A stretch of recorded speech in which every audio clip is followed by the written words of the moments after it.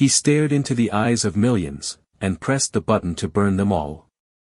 Admiral Vecker did not shatter the ceasefire for victory, he did it for the sheer pleasure of watching our cities turn to ash. Commander T-Lar tried to save Earth, only to be thrown into the brig as a traitor. It looked like the end, the fleet was charged, and human extinction was just minutes away. But the Empire made a fatal mistake, they backed humanity into a corner. And what happens in the next few seconds, will make you shudder.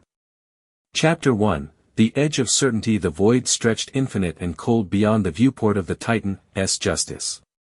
T-Lar Koth stood motionless on the bridge, his amber eyes fixed on the pale blue sphere suspended in the darkness ahead. Earth. A primitive world, barely worth the Empire's attention, yet here he was, dispatched with an entire battle fleet to bring it to heel. His reflection stared back from the reinforced glass, sharp cheekbones catching the blue glow of the control panels. The scar across his left cheek appeared darker in this light, a reminder of his first campaign. 27 years ago. He'd been younger, less certain.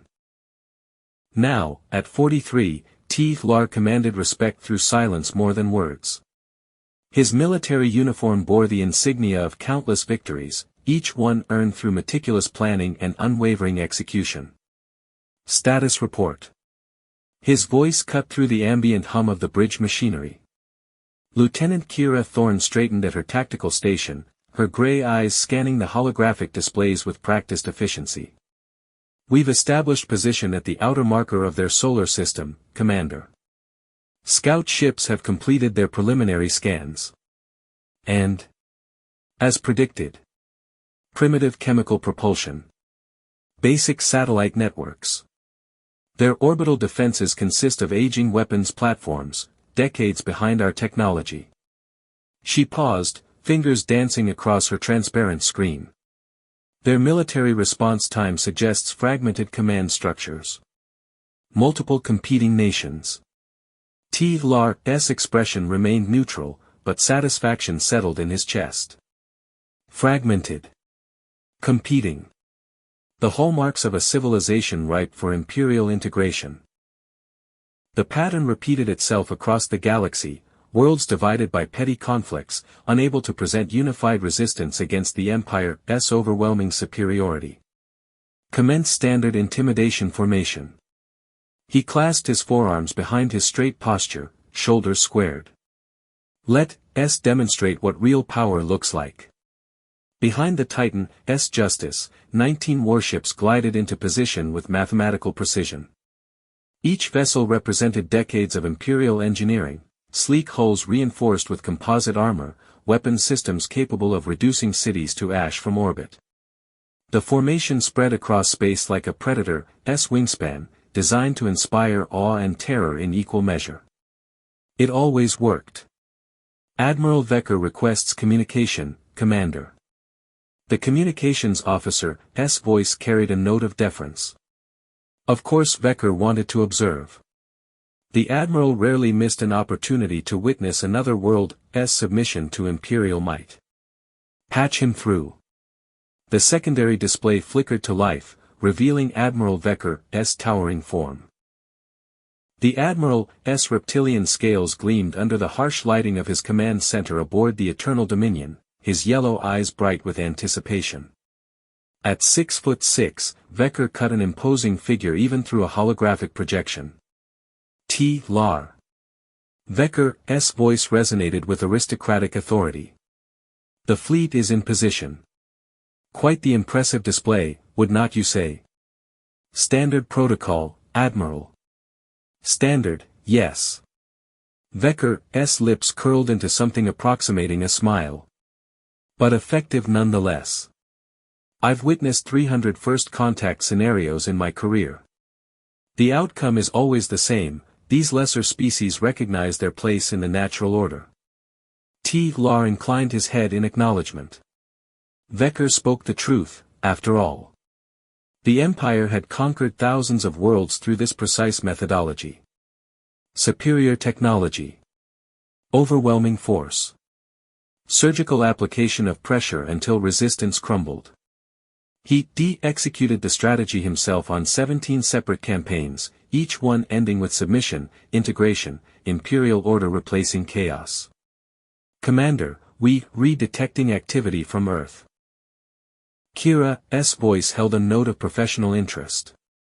Multiple vessels launching from various points across the planet's surface. Lar turned toward the main view screen. Display. The tactical overlay materialized, showing dozens of small craft rising from Earth's atmosphere.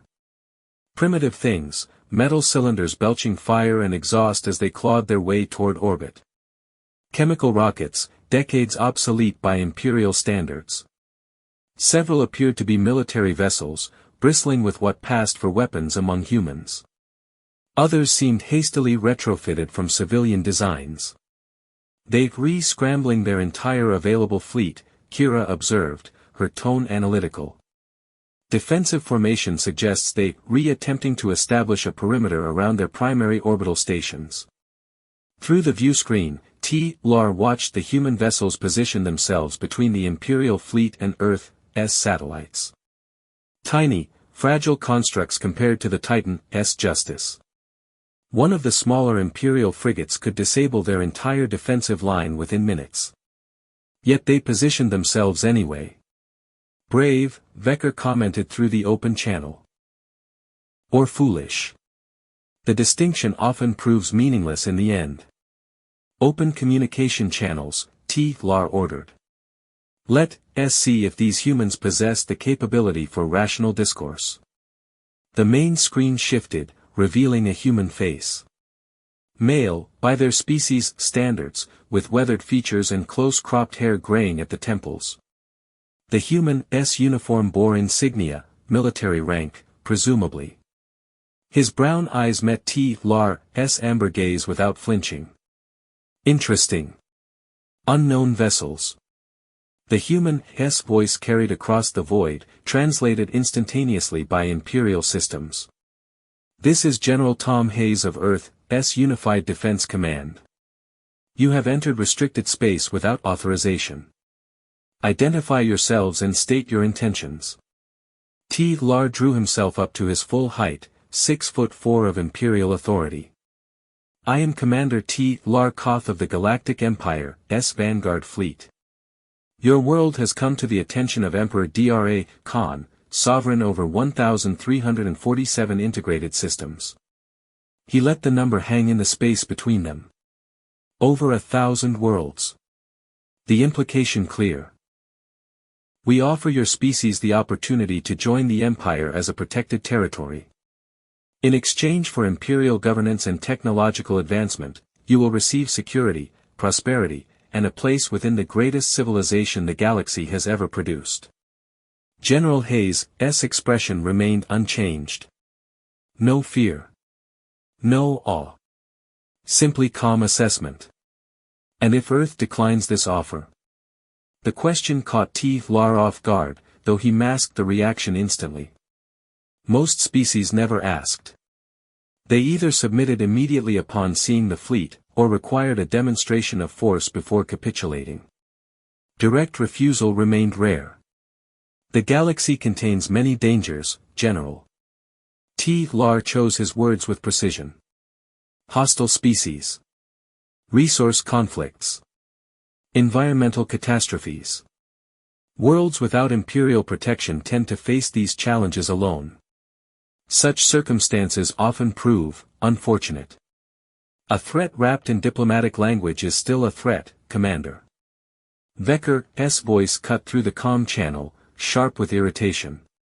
Commander Lar, perhaps a more direct approach would prove beneficial. These primitives clearly lack the sophistication to appreciate subtlety. Lar raised one hand slightly, a gesture requesting patience. To Hayes, he said, the Empire does not threaten, General. We offer reality. Your choice determines whether Earth faces the future with support or isolation. Hayes leaned forward slightly, his weathered face filling more of the screen. Then let me be equally clear, Commander. Earth appreciates the introduction, but we're not interested in becoming anyone's protected territory. We faced the future on our own terms. Silence descended across the bridge. Officers exchanged glances. Behind Lar, he heard someone, Kira, perhaps, draw in a sharp breath. General, I urge you to reconsider. Thank you for your concern, Commander. But humanity has survived this long by adapting to challenges, not submitting to them. We wish you safe travels. The communication ended abruptly, leaving Lar staring at a blank screen. The audacity. Vecker's voice crackled with indignation. These primitives dare to dismiss an imperial offer. They comprehend neither their position nor ours. Lar said nothing. His mind worked through calculations, probabilities, strategic considerations. In his 17 previous campaigns, he never encountered outright refusal. Resistance, yes, military opposition born from desperation or ignorance. But never this calm, deliberate rejection of terms before conflict had even commenced. Commander. Kira's voice pulled him from his thoughts. Orders. Lar turned from the viewport, his expression carved from stone. Standard protocol. Deploy a scout ship toward their primary orbital installations. Close observation, no hostile action. Let us see how they respond when we examine their defenses more carefully. Sir. Kira's fingers moved across her console, transmitting the order. On the tactical display, one of the smaller Imperial vessels broke formation, the Pathfinder, a reconnaissance ship equipped with advanced scanning equipment but minimal armament. It accelerated toward Earth's orbit, its sensors already reaching out toward the clustered satellites and space stations. Lar. Vecker's image leaned forward on the secondary screen. You exercising restraint. Why? Standard escalation protocol, Admiral. Demonstrate capabilities. Allow them to reconsider. If they persist in resistance, we proceed to the next phase. I've seen this pattern before. Vecker's yellow eyes narrowed. You curious about them. Was he? Lar examined the thought. Perhaps. These humans displayed something unexpected, not the blind aggression of warlike species, nor the cowering submission of more peaceful civilizations. Something else. Something he could not quite categorize. I'm thorough, Admiral. Curiosity has no place in military operations. Indeed. Vecker settled back, though his gaze remained sharp. Proceed with your assessment. But remember, the Emperor dispatched us to bring Earth into the fold, not to engage in extended negotiations. The secondary screen went dark as Vecker ended the transmission. Commander, the humans are responding to our scout ship. Kira's voice carried a note of professional interest. They relaunching something. Lar returned his attention to the main display. A small human vessel had separated from their defensive formation, accelerating toward the Pathfinder on a chemical plume. Larger than their fighter craft, but still minuscule compared to even the smallest Imperial ship. What kind of vessel? He moved closer to the tactical display, amber eyes tracking the approaching craft. Unknown configuration, sir. Appears to be hastily assembled, possibly a modified satellite launch vehicle. Kira pulled up additional data. No obvious weapon signatures. Minimal armor. Single occupant, by our scans. One person. Lar frowned. Against an Imperial scout ship? Their readings are erratic, Kira continued, her gray eyes narrowing as she studied the incoming data. Either their shielding technology is more advanced than we estimated, or the vessel itself is poorly designed. The energy signatures do not match any known propulsion system in our database. Maintain surveillance. If they open fire, the Pathfinder has authorization to disable their craft without causing casualties. The human vessel continued its approach, moving with surprising agility for something powered by chemical combustion. It wove through the debris field of old satellites, adjusting its trajectory with small bursts from maneuvering thrusters. Clumsy by Imperial standards, but effective enough. "Sir, the vessel is matching velocity with the Pathfinder." Kira's voice held uncertainty now. "It's attaching itself." T-Lar stared at the display. The human craft had somehow maneuvered alongside the Pathfinder, its hull making contact with the Imperial ship's outer plating. "What are they doing?" "Unknown. The Pathfinder reports no damage. The human vessel appears to be deploying some kind of." The bridge lights flickered. T-Lar's head snapped toward Kira. "Report." "Electromagnetic interference," she said, her fingers dancing across multiple screens simultaneously. "Massive surge detected from the contact point between both vessels. The Pathfinder's systems are, on the main display, the Imperial scout ship went dark. Its running lights died. The gentle glow from its viewports vanished. The entire vessel drifted, lifeless, through the void." T-Lar felt something cold settle in his stomach. "Status of the Pathfinder." "All systems offline, Commander." Kira's voice remained level, but he heard the shock beneath her professional tone. "Complete electromagnetic shutdown. Life support is on backup power, but everything else, navigation, weapons, communications, it's gone dark." "How?" "The human vessel deployed some kind of electromagnetic pulse device. Crude, but effective." Kira pulled up the scan data, her gray eyes wide. "Commander, they used a simple satellite-based weapon. Nothing sophisticated, basic electronics, chemical batteries, and a magnetic coil configuration we have not seen in centuries." On the display, the human vessel had already detached from the Pathfinder. It retreated toward Earth's orbit, leaving the disabled Imperial ship spinning slowly in space. "Damage assessment." T-Lar kept his voice steady, though his mind raced through implications and possibilities. "No permanent damage," Kira reported. "The Pathfinder's systems are already beginning to reboot. Estimated time to full functionality, 12 minutes. 12 minutes. In combat, 12 minutes meant death." T-Lar had conducted campaigns where entire planetary defenses had fallen in less time. "Commander, we're receiving another transmission from Earth." General Hayes appeared on the screen once more. His expression remained calm, but something else lurked behind his eyes now.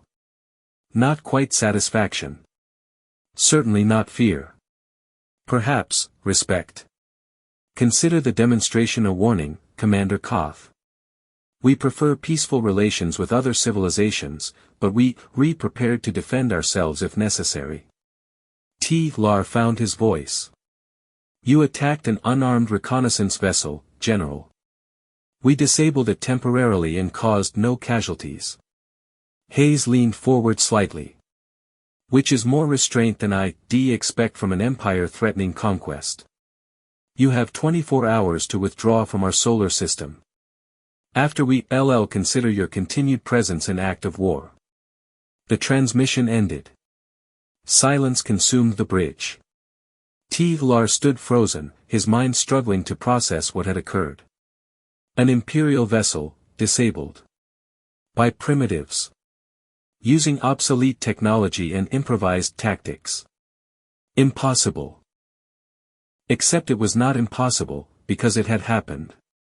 The Pathfinder still drifted in space, its systems slowly coming back online. The evidence hung there before him, undeniable and incomprehensible. "Commander." Kira's voice pulled him back. "Your orders." T-Lar turned away from the display, his reflection ghostly in the viewport's darkness. Beyond the glass, Earth hung serene and blue, seemingly unchanged by the confrontation. "Recall all ships to defensive formation." The words came automatically, drawn from decades of military training. "Maintain current position. No ship approaches Earth's orbit without explicit authorization." "Sir, should not we execute the order, Lieutenant?"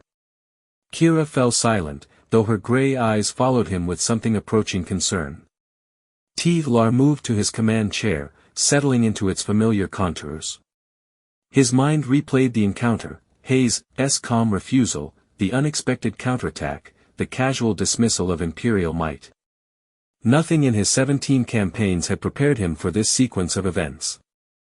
The secondary display flickered. Admiral Vecker's face appeared, his yellow eyes bright with fury. Lar. What happened? The humans deployed an electromagnetic pulse weapon against the Pathfinder. The vessel has been temporarily disabled. Temporarily? Vecker's voice rose. An Imperial ship was disabled by these primitives. The damage is minimal, Admiral. The Pathfinder will be fully operational within. Lar glanced at Kira. 9 minutes now, sir. Within 10 minutes, Lar finished. Vecker leaned back, his scales catching the light. This changes nothing. If anything, it demonstrates the necessity of bringing these humans under Imperial control before their reckless tendencies endanger other species. They demonstrated remarkable precision, Admiral. The EMP was calibrated to disable without causing permanent damage or casualties.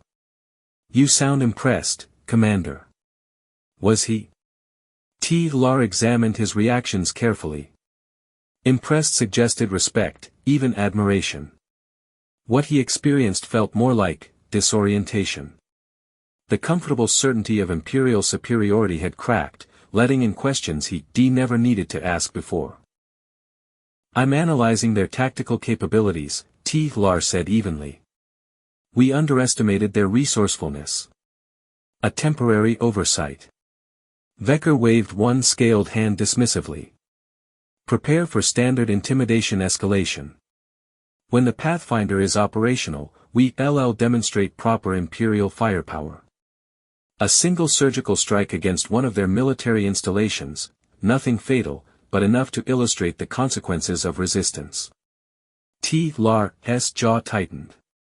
Admiral, perhaps we should consider alternative approaches. These humans have demonstrated, what? Cleverness? Vecker's voice hardened. The galaxy is full of clever species, Lar. The Empire endures because we possess more than cleverness. We possess power. Order. The will to enforce both. Of course, Admiral. Good. Execute standard escalation protocol once the Pathfinder is restored. I expect to see results within the next planetary rotation. The transmission ended, leaving Lar alone with his thoughts and his crew's watchful silence.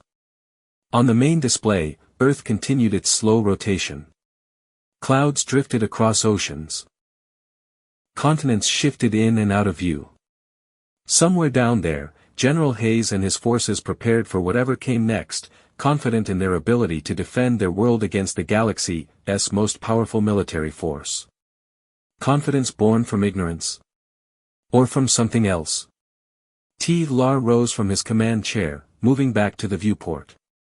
His amber eyes traced the curve of Earth's atmosphere, the thin blue line separating life from the void. Commander. Kira approached, her footsteps silent against the bridge deck. Permission to speak freely. Granted. The humans' tactics were unusual. Effective, but unusual. They did not attempt to match our firepower or challenge our technological superiority directly. She paused, choosing her words carefully. They found a weakness we did not realize we had. All technology has vulnerabilities, Lieutenant. Even Imperial systems. Yes, sir. But most species we encounter either submit immediately or attempt conventional resistance. These humans. She trailed off, gray eyes reflecting the starlight beyond the viewport. They adapted. Found an unconventional solution to an impossible problem. Lar said nothing. Kira had articulated the thought taking shape in his mind, the uncomfortable realization growing beneath his certainty. The Empire's strength lay in its overwhelming technological superiority. Its fleets could crush any opposition through sheer firepower. Its tactics had been refined across 1,000 campaigns, proven effective against every form of resistance. But what happened when an opponent refused to fight conventionally? When they adapted instead of submitting, found creative solutions instead of accepting defeat? "The Pathfinder is fully operational again, Commander," reported the communications officer. "All systems restored. Maintain current formation. No further reconnaissance without explicit authorization from Admiral Vecker or myself." Lar remained at the viewport, his reflection superimposed over Earth's blue sphere. The scar on his cheek seemed darker somehow, a reminder of younger days when warfare had been simpler. Clear enemies. Decisive victories. Certainty. 24 hours. General Hayes had given them 24 hours to withdraw. Or what? Earth's primitive fleet could not hope to challenge 19 Imperial warships. Their electromagnetic pulse had disabled one scout vessel through surprise and proximity. In open combat, the Titan's justice alone could reduce their defensive positions to debris. Yet the cold weight in Lar's stomach refused to dissipate. Something had changed. Some fundamental assumption had cracked. And for the first time in 27 years of military service, Lar was not certain what came next. The stars wheeled silently beyond the viewport, indifferent to imperial might and human defiance alike. Somewhere in the darkness, other fleets carried out other campaigns, bringing order to chaos through tested methods and overwhelming force. Here, suspended between the void and Earth's fragile atmosphere, Lar wondered if those methods would prove sufficient. 24 hours. The countdown had already begun. Chapter 2, Shattered Certainty. 23 hours remained until Hayes' ultimatum expired.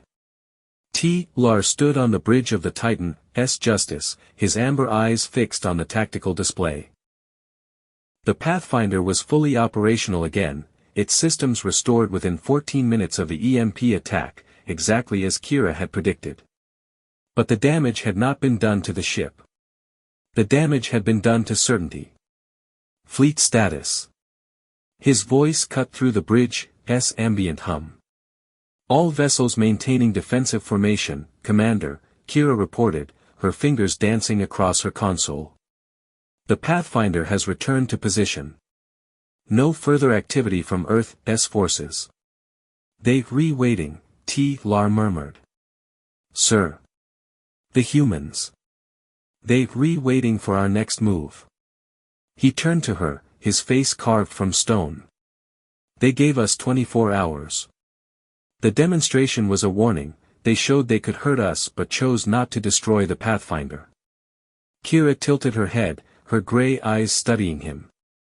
Restraint from a primitive civilization? Or tactical sophistication? Lar returned to the viewport, watching Earth's slow rotation through the void. They could have killed the Pathfinder's crew. Instead, they temporarily disabled the vessel and withdrew. Those are not the actions of desperate barbarians. The secondary display flickered. Admiral Vecker's face materialized, his yellow eyes blazing with cold fury. Lar. 23 hours have passed since these primitives dared attack an Imperial vessel. Why are we still maintaining a defensive posture? I'm assessing their capabilities, Admiral. The attack on the Pathfinder demonstrated that we were unprepared for primitive weaponry, Vecker interrupted. A mistake that will not be repeated. I'm ordering immediate escalation. Deploy fighter squadrons to Earth's orbit. Destroy their orbital infrastructure. Lar's jaw tightened. Admiral, such action will result in massive destruction, precisely. The humans must understand the cost of resisting the Empire. Vecker's voice hardened to steel. Are you questioning Imperial doctrine, Commander? I'm questioning the effectiveness of applying brute force against an opponent who has demonstrated tactical unpredictability. Silence stretched between them. Vecker leaned back, his scaled face impassive. Your caution borders on cowardice, Lar. The Empire has conquered 1,000 worlds through demonstration of absolute superiority. These humans are no exception. He leaned forward. Deploy the fighters. That's an order. The transmission ended. Lar stood motionless, Vecker's words echoing in the silence. Around him, the bridge crew maintained their work, but he sensed their awareness, doubt seeping through discipline. Kira, relay orders to Fighter Command. He paused. But specify non-lethal targeting protocols were feasible. Destroy hardware, not habitats. Sir, the Admiral did not specify, I'm specifying. His voice allowed no argument. Tactical strikes against military installations and infrastructure. Avoid civilian casualties where tactically possible. Yes, Commander.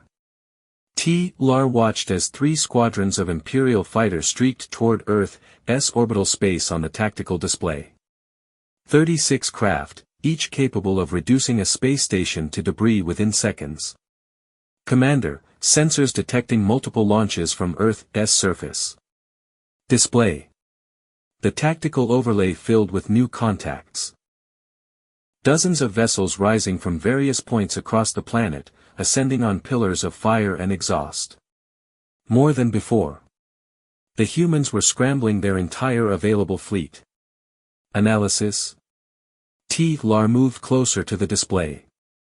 Mixed composition, military vessels, retrofitted cargo ships, even what appears to be modified civilian spacecraft. Kira paused, her expression tightening. Commander, several vessels are displaying the same electromagnetic signature we detected before the EMP strike. Cold settled in Lar's stomach. They have more. Unknown quantity. But the signatures are identical. How many such weapons had Earth built? How many more Imperial vessels could be disabled simultaneously? Order fighter squadrons to maintain defensive formation. No ship enters close range of unknown contacts until we've completed full electromagnetic spectrum analysis. Sir, Admiral Vecker's orders specified immediate engagement. Are you questioning my command, Lieutenant? Kira straightened. No, Commander. Relaying orders now. Lar watched the fighter squadrons adjust their approach, spreading into wider formations, maintaining distance from Earth's ascending fleet. The humans would interpret this as hesitation, perhaps even fear. Let them. Better to appear cautious than lose more vessels to weapons he did not fully understand. Incoming transmission from Earth, Commander. General Hayes appeared on the main screen, his face calm despite the chaos unfolding around his planet. Behind him, Lar glimpsed what appeared to be an underground command center, concrete walls, flickering lights, outdated control panels. Commander Koth. ICUV decided to escalate. Your forces attacked an Imperial vessel, General. Admiral Vecker requires a proportional response. Proportional. Hayes' expression remained neutral. We disabled one ship temporarily with no casualties. You, redeploying fighter squadrons against our orbital infrastructure. That's not proportional, it's excessive. Lar found himself without an immediate response. The human spoke truth. Imperial doctrine dictated overwhelming force in response to aggression, but the principle assumed battles fought with comparable weapon systems. You were warned of the consequences of resistance, Lar said, hearing the hollowness in his own words. And you were given 24 hours to withdraw. Hayes leaned forward slightly. That deadline still stands, Commander. Pull your forces out of our solar system, and this ends without further conflict. The Empire does not retreat, General. Then the Empire learns to adapt, or it learns the cost of rigidity. Hayes' brown eyes held steady. Your choice, Commander. But understand, we've prepared for whatever comes next. We've been preparing since the moment your fleet appeared. The transmission ended. Lar stood motionless, processing the exchange. There had been no bluster in Hayes' voice, no theatrical bravado. Simply calm certainty. "Commander, our fighters are reporting unusual activity." Kira's voice carried an edge of concern. "Multiple small contacts separating from Earth's defensive fleet, dozens of them, hundreds perhaps. They're too small for manned vessels." Lar moved to her station, studying the sensor data. The contacts appeared on the display like a swarm of insects, each one minuscule compared to Imperial fighters. They moved with surprising agility, adjusting courses with short bursts from what appeared to be chemical thrusters. "Drones?" he asked. "Possibly. They're not transmitting any identification signals, and their electromagnetic signatures are minimal, barely detectable above background radiation." "Weapons?" "Unknown. They're too small to carry significant armament by our standards." Lar watched the swarm spread across the tactical display, forming a cloud between Earth's orbital stations and his approaching fighter squadrons. Hundreds of small, expendable units. Each one worthless individually, but collectively, order fighter squadrons to hold position. "Do not engage until we've identified the threat." "Sir, the drones are accelerating. They're on intercept courses with our fighters." On the display, the swarm converged on the Imperial squadrons like a tide. Lar's mind raced through possibilities. Kamikaze tactics? More electromagnetic pulse weapons? Or something else entirely, another unexpected innovation from these humans who refuse to fight conventionally? "Fighter squadron commanders are requesting permission to engage, sir." Lar hesitated, his hand hovering near the command console. Every instinct screamed at him to authorize defensive action, to let his pilots eliminate the threat before it reached them. But something held him, a nagging uncertainty born from watching Earth's simple satellite disable the Pathfinder. "Authorization granted. Defensive fire only. Do not pursue into the drone swarm." The space around Earth's orbit erupted with energy weapons fire. Imperial fighters opened up with precision targeting, their advanced systems tracking individual drones and eliminating them with surgical efficiency. On the tactical display, drone signatures began winking out, 5, 10, 20. But hundreds remained, and they kept coming. "Commander, squadron leaders report the drones are not attacking." "They're." Kira paused, her eyes widening slightly. "They're reattaching themselves to our fighters." "What?" Lar watched the tactical feed, seeing Imperial fighters attempting evasive maneuvers as drones closed in. The small craft moved with unexpected agility, matching velocity and trajectory with his pilots. Some fighters managed to shake off pursuers, but others found drones latching onto their hulls like parasites. "Get me a visual feed from Squadron Alpha." The secondary display flickered to life, showing the view from an Imperial fighter's external camera. A drone had attached itself to the wing section, a crude assemblage of metal and circuitry, held together with what appeared to be spot welds and improvised fasteners. It looked fragile, almost laughable compared to Imperial engineering standards. Then it activated. The electromagnetic pulse was smaller than the satellite weapon, but at point-blank range, the effect proved identical. The fighter's systems went dark, its pilot's voice cutting off mid-transmission. The vessel drifted, powerless, while the drone detached and accelerated toward another target. "Multiple fighters reporting system failures," Kira said, her voice tight. "The drones are deploying localized EMP weapons on contact. We've lost 8 fighters already, 9, 12, order immediate withdrawal. Get our squadrons out of there." Lar watched helplessly as his carefully planned counteroffensive dissolved into chaos. Imperial fighters broke formation, attempting to retreat while drone swarms pursued with relentless efficiency. More vessels went dark, their systems overloaded, their pilots stranded in disabled craft. Within 3 minutes, 24 fighters had been neutralized. Not destroyed, the humans were not killing his pilots. They were simply rendering the vessels inoperable, turning sophisticated war machines into drifting coffins of metal and electronics. The remaining fighters retreated beyond the drone swarm's range, regrouping in ragged formations. T-Lar stared at the tactical display, watching drone signatures converge on the disabled fighters, attaching more devices to already dead systems. Insurance against any chance of recovery. Casualty report, he said quietly. 0 fatalities, Commander.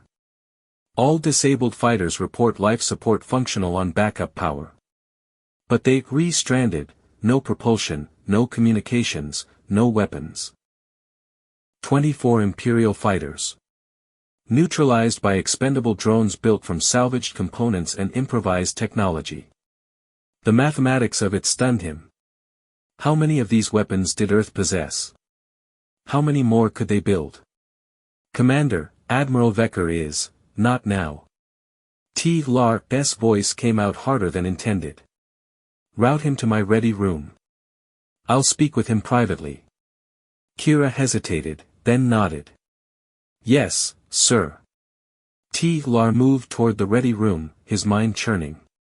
Behind him, the bridge crew maintained their posts, but he sensed their shock, the collective disbelief of officers witnessing Imperial superiority crumble before their eyes.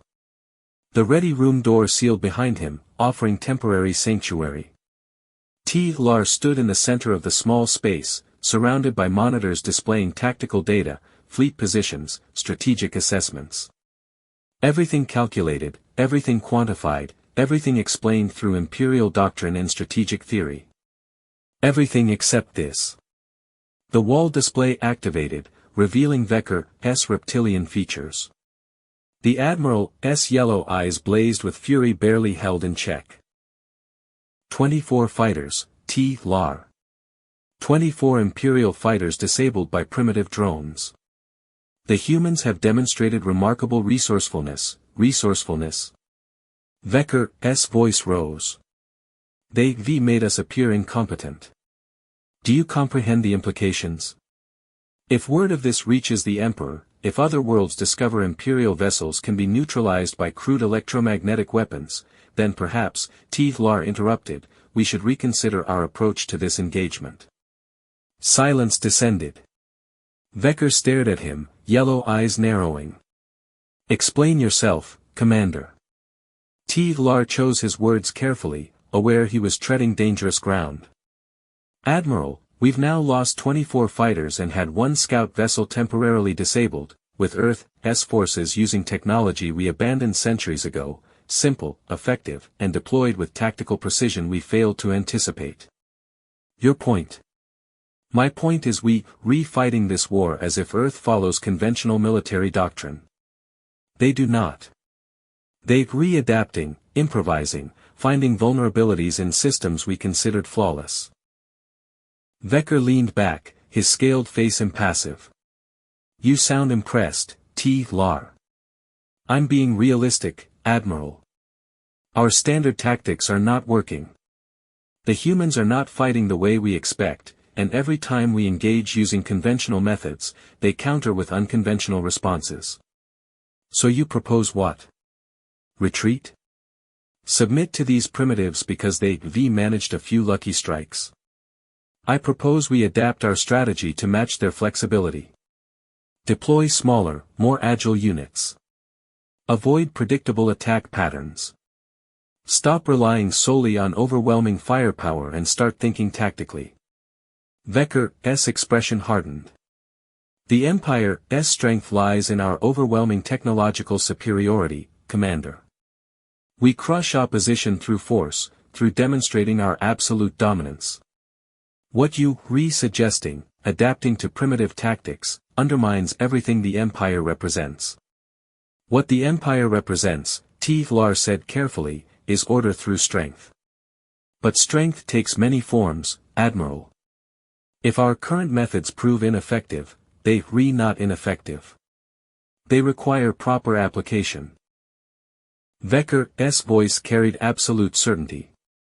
Prepare for a demonstration of true Imperial power, Commander.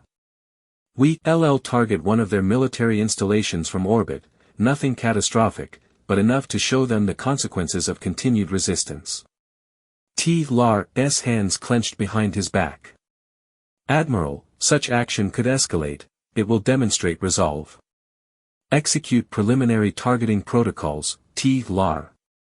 I want options within the hour. The transmission ended. T-Lar stood alone in the ready room, Vecker's final words echoing in the silence. A demonstration strike. Limited but devastating. The escalation Vecker proposed would show Earth the true extent of Imperial firepower, but it would also prove the humans right, that the Empire relied on brutality when faced with challenges it could not comprehend. The door chimed. Enter. Kira stepped inside, her gray eyes troubled. Commander, I've been reviewing the tactical data from both engagements. There's a pattern. Show me. She activated a wall display, pulling up comparative analyses. The satellite that disabled the Pathfinder was not randomly placed.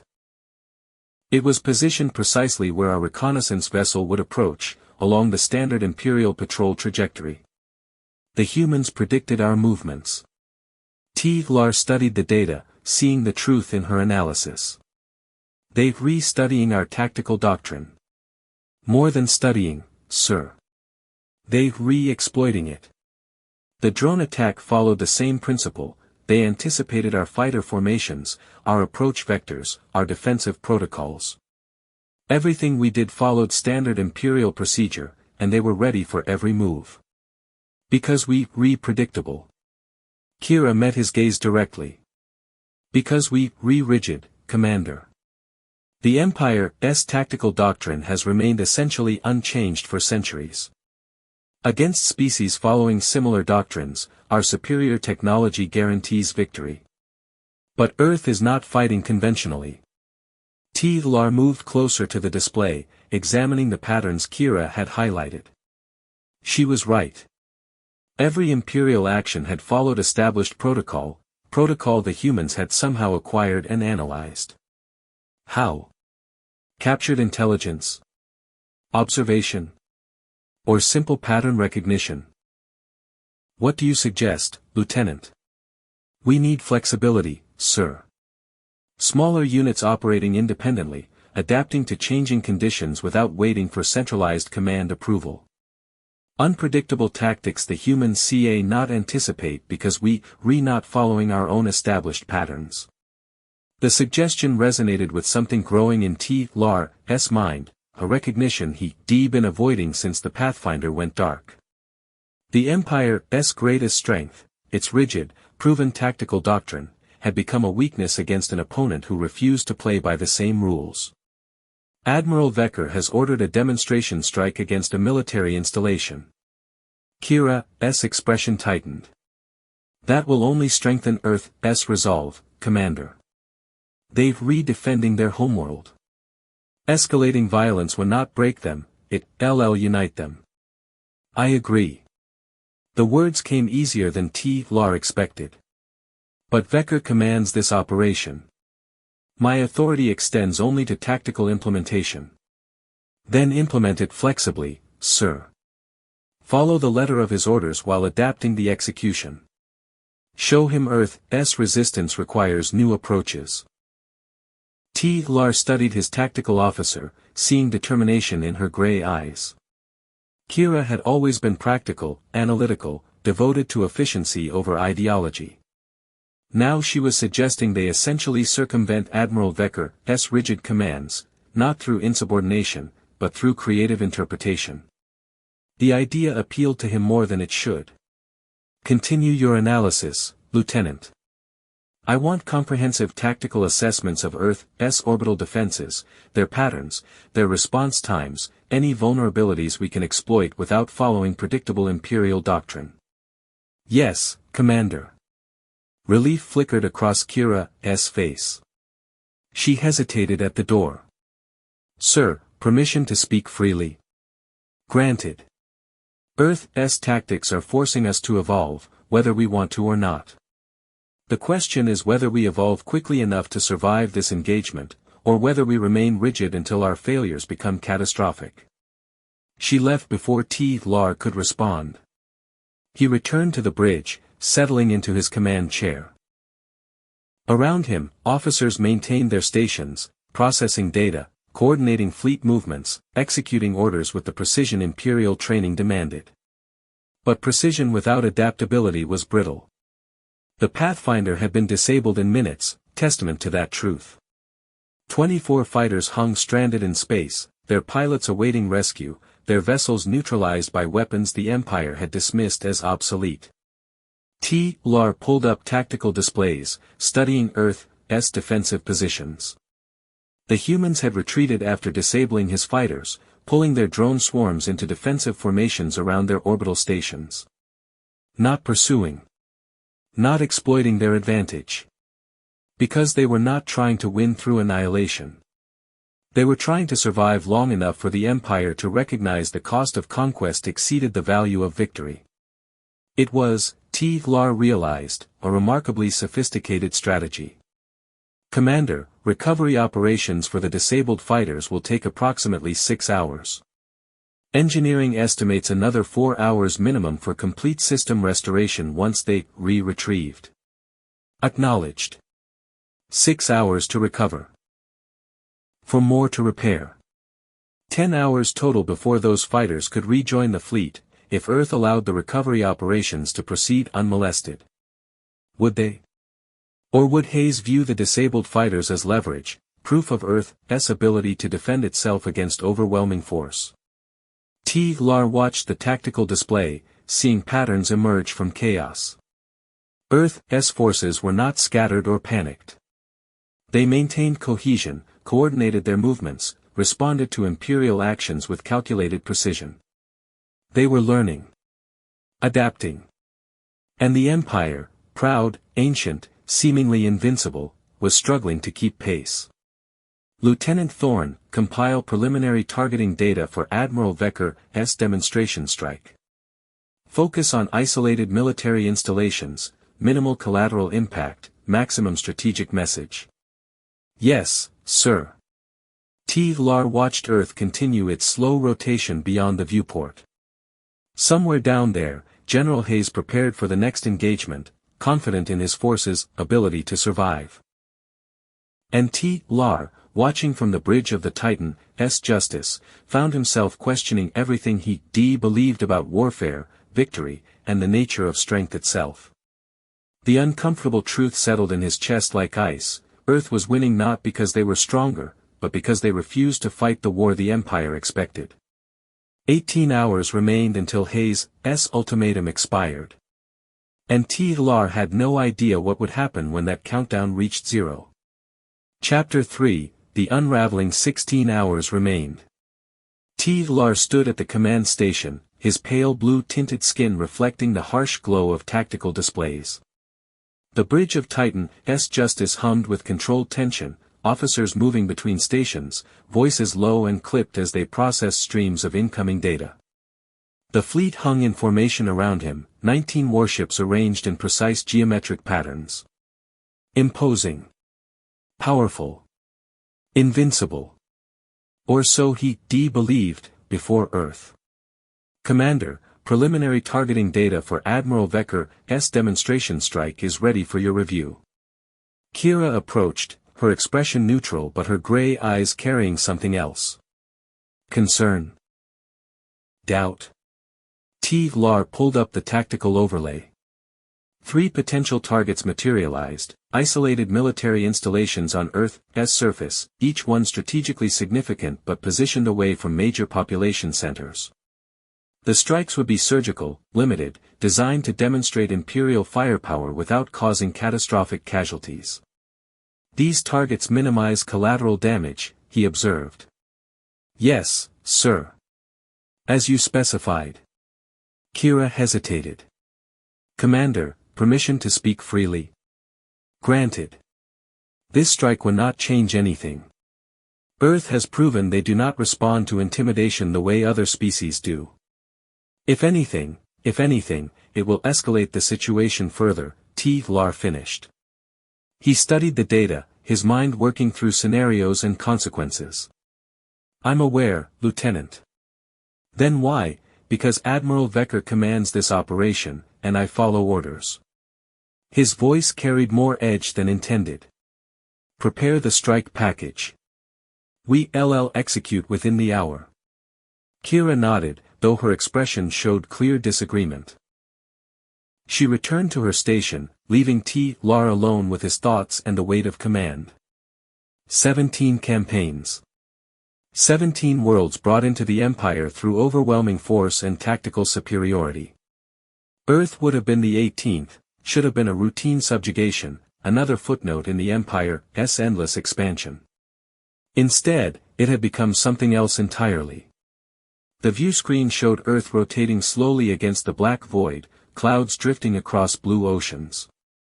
Somewhere down there, General Hayes prepared his forces, confident in humanity's ability to survive whatever the Empire threw at them. Confidence earned through victories T-Lar still could not fully comprehend. A strange sensation rippled through the ship, not physical, but something deeper. The ambient hum of the bridge shifted, harmonics changing in subtle ways. T-Lar's amber eyes narrowed. Sensor status report. All systems nominal, Commander, replied the sensor officer. But his voice carried uncertainty. Wait. I'm detecting unusual electromagnetic activity from Earth. Multiple sources, spread across the planet's surface. Unusual how? The pattern does not match any known weapon signatures. It's more like interference. Background radiation spiking across multiple frequencies simultaneously. T-Lar moved to the sensor station, studying the data streams. The patterns were erratic, seemingly random, but something about them triggered recognition in his tactical mind. Not random. Deliberate. Are we under attack? Unknown, sir. The signals are not targeting us directly. They read more like, the bridge lights flickered. For half a second, barely perceptible, every system on the Titan's justice wavered. Displays stuttered. The ambient hum dropped in frequency before stabilizing. Officers glanced at one another, confusion rippling through the bridge crew. Engineering, report. T-Lar kept his voice steady, though cold dread settled in his stomach. Minor power fluctuation, Commander. All systems compensated automatically. No damage, no lasting effects. Source. Unknown. It was not an external attack, more like our systems momentarily confused themselves. T-Lar stared at the tactical display. The electromagnetic interference from Earth continued, waves of seemingly random signals propagating through space. And now his ship, the flagship of the Imperial fleet, had experienced a systems hiccup. Coincidence? Commander, receiving multiple reports from the fleet. Other vessels are experiencing similar fluctuations. Nothing severe, but widespread across formations. Not coincidence. All ships, full diagnostic sweeps. I want comprehensive analysis of any system anomalies, no matter how minor. The acknowledgements came back swiftly, professional, but T-Lar heard the undercurrent of unease. The Empire's vessels were experiencing unexplained malfunctions. Small, yes. Temporary, yes. But the pattern was undeniable. Earth was doing something. Kira, analysis. What are they trying to accomplish? She pulled up the sensor data, her fingers dancing across multiple displays. The electromagnetic signals are interfering with our system's synchronization protocols. It's subtle. Our ships communicate and coordinate through quantum encrypted channels, but those channels require precise calibration across multiple frequencies. Earth's signals are introducing noise into the system. Degrading our fleet coordination. Potentially. If the interference increases, we could start experiencing communication delays, navigation errors, targeting misalignment, nothing catastrophic individually, but collectively. Collectively, our tactical advantage erodes. T-Lar watched the data streams, seeing the elegant simplicity of Earth's strategy. They were not trying to destroy Imperial vessels through brute force. They were undermining the foundation of the Empire's coordinated military power. How are they generating this interference? Multiple ground-based transmitters, sir. Hundreds of them, possibly thousands, scattered across Earth's surface. Each one individually weak, but synchronized to create overlapping interference patterns. Can we eliminate the transmitters? We need to target every single source simultaneously. They've redistributed globally. Attempting to neutralize them would require orbital bombardment across the entire planet. Which would mean civilian casualties on a massive scale. Genocide, not conquest. Lar's jaw tightened. Earth had created a defensive weapon that was simultaneously simple and brilliant, one the Empire could not counter without abandoning any pretense of civilized warfare. Commander, Admiral Vecker is requesting immediate communication. Lar braced himself. Patch him through. Vecker's reptilian features filled the secondary display, his yellow eyes blazing. Lar, my fleet is experiencing system malfunctions. Multiple vessels reporting navigation errors, communication delays. What is happening? Earth has deployed an electromagnetic interference network. Ground-based transmitters generating synchronized signals designed to disrupt our fleet coordination protocols. Can we eliminate it? Not without targeting civilian infrastructure across the entire planet, Admiral. Silence stretched between them.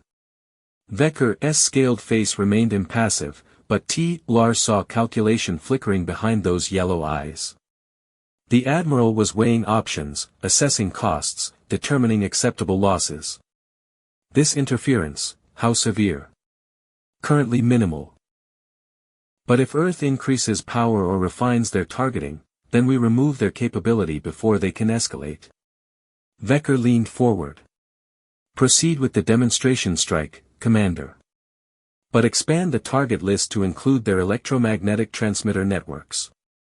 Admiral, those transmitters are distributed through populated areas, then the humans should have considered the consequences before deploying them. Vecker's voice hardened to steel.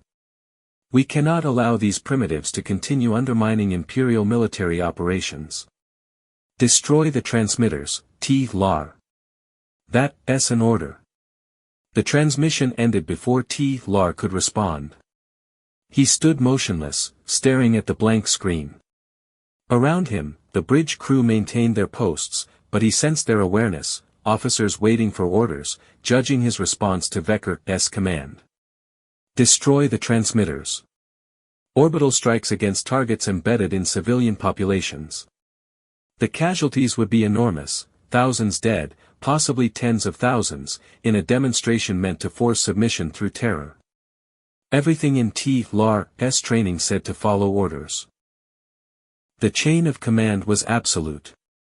Admiral Vecker commanded this operation, and Lar's duty was execution, not judgment. But something had shifted inside him since the Pathfinder went dark.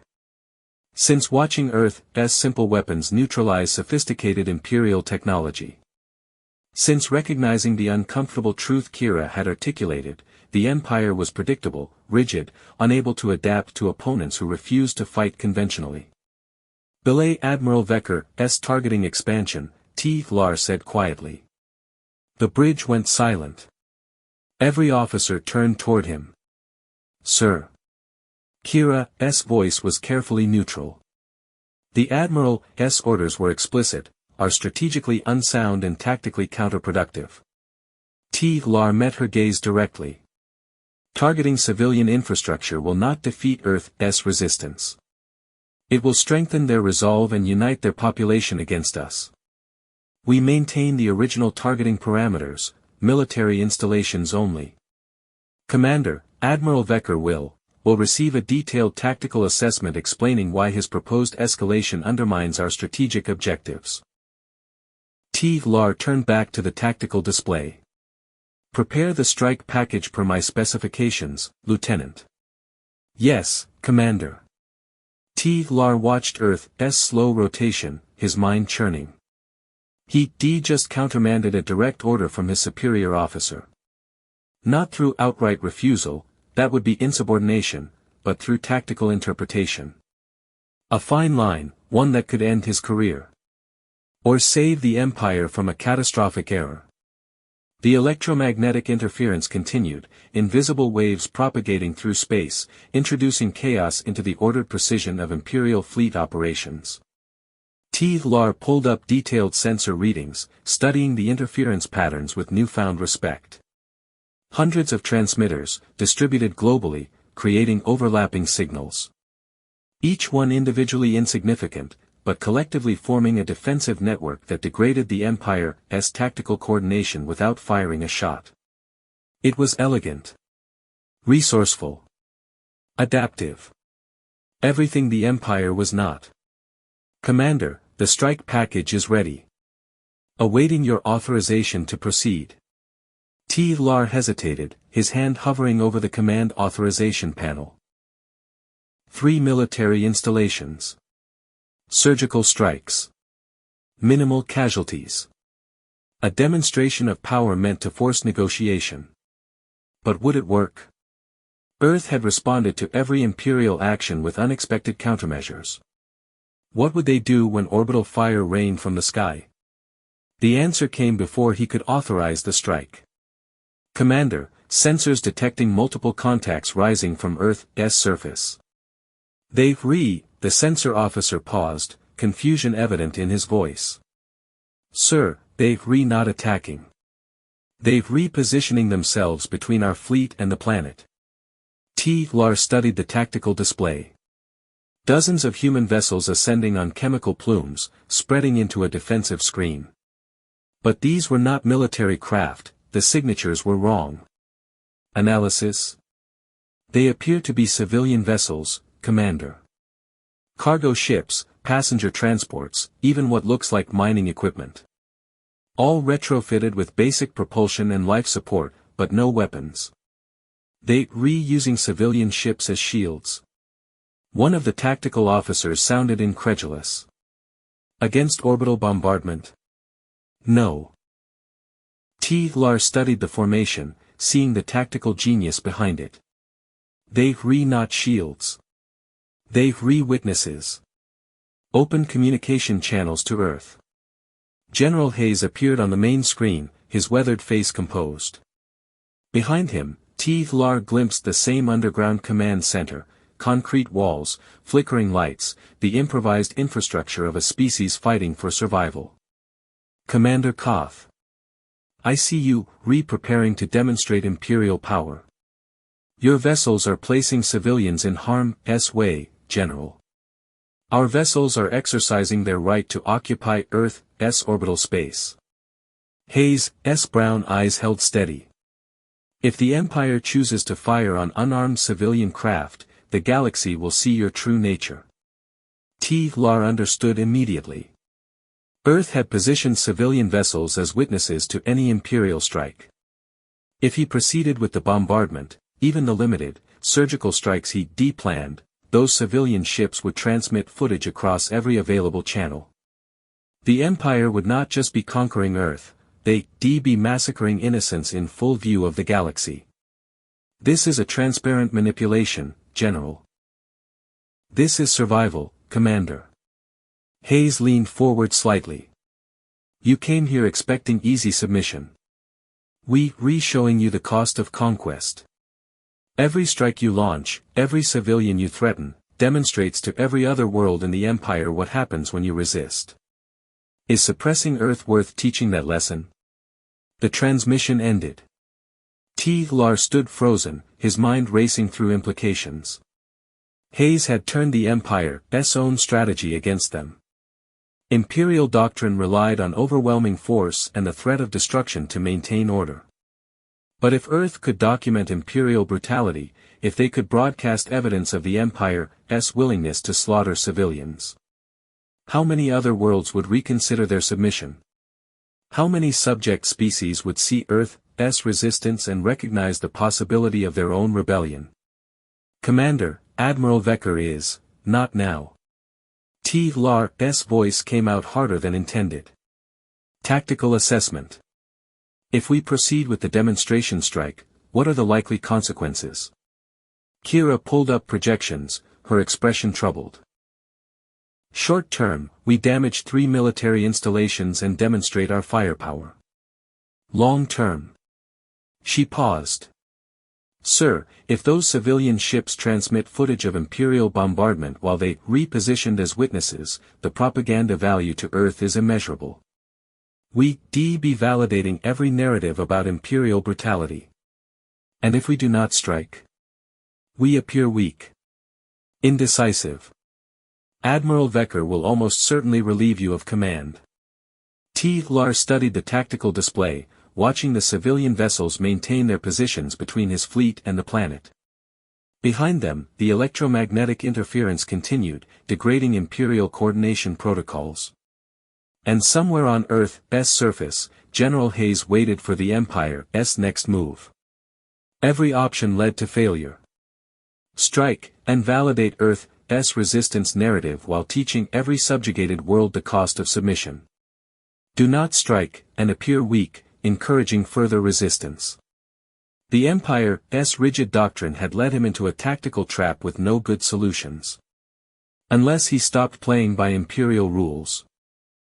Kira, how long until those civilian vessels complete their positioning? They've in formation now, sir.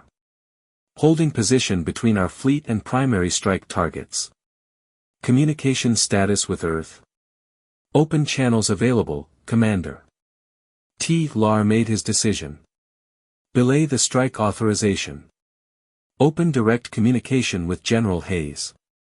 Sir, Admiral Vecker's orders are based on incomplete tactical assessment. Lar turned to face his bridge crew. The demonstration strike will not achieve our strategic objectives. We need a different approach.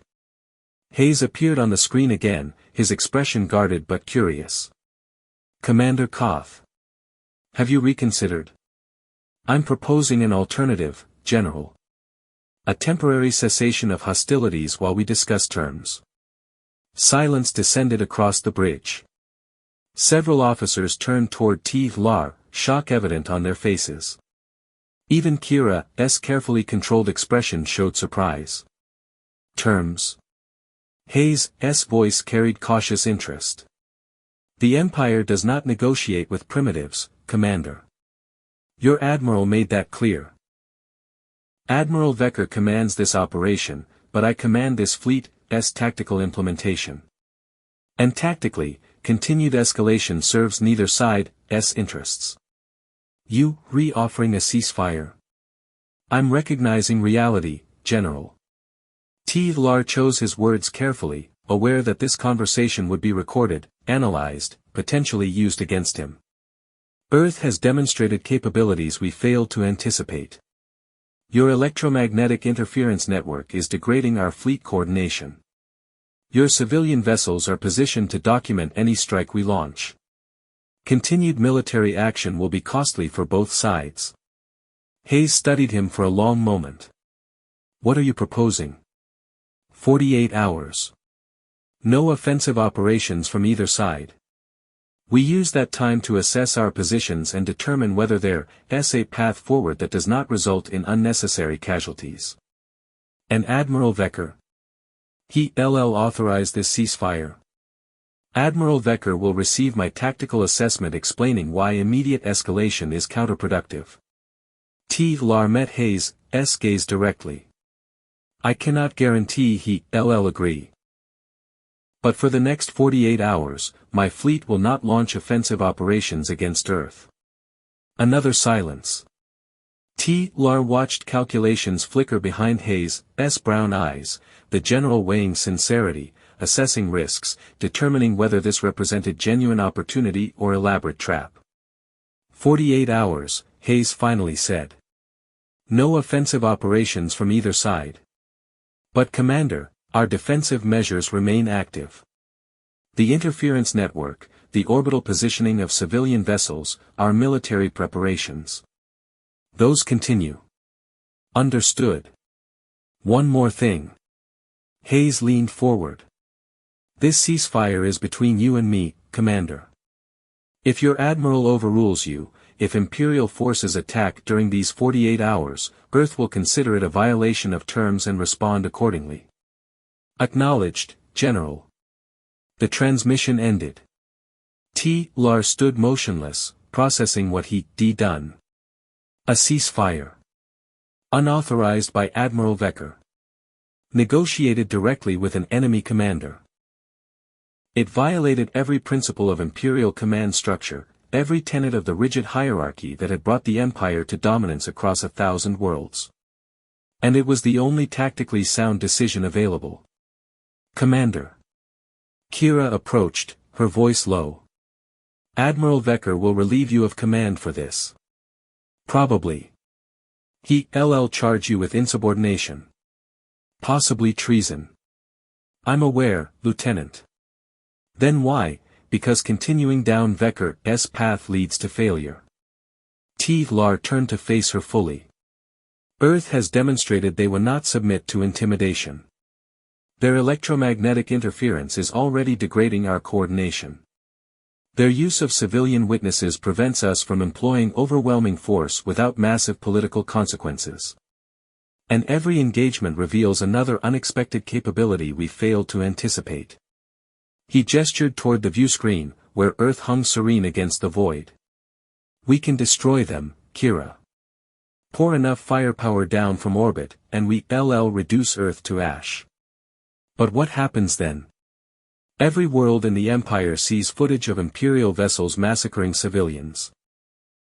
Every subjugated species recognizes the cost of resistance, and the inevitability of it. We do not just lose Earth. We lose the foundation of Imperial control. So you, proposing we negotiate? I'm proposing we adapt. Lar pulled up tactical displays, showing the patterns of Earth's defensive networks. Look at their strategy. They're not trying to defeat us militarily, they recognize they see a not. They're trying to make conquest so costly, so politically damaging, that we abandon the effort. It's brilliant. And it's working. Kira studied the displays, her analytical mind processing the implications. The Admiral will not see it that way. No.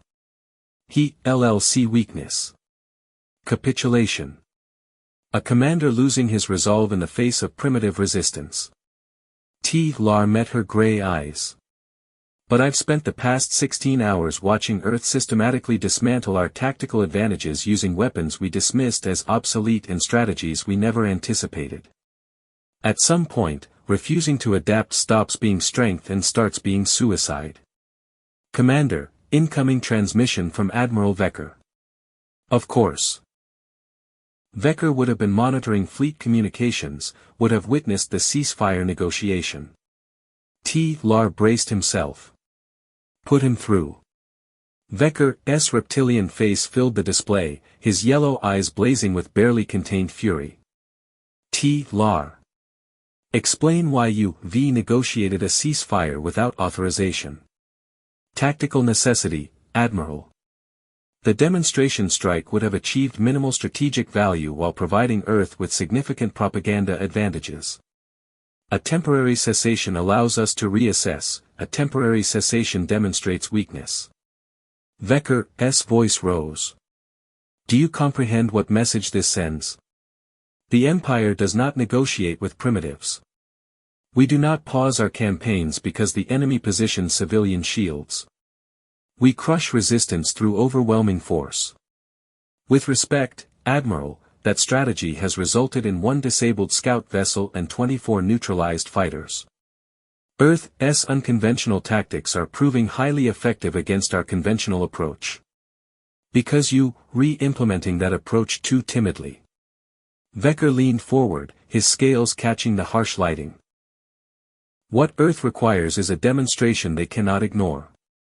A strike so devastating it breaks their will to resist. Such a strike would require targeting civilian populations, Admiral. If necessary, yes. The words hung in the space between them, heavy with implications. Lar felt something shift inside him, a final breaking point where loyalty to imperial doctrine collided with recognition of its inherent brutality. "I cannot execute such orders, Admiral."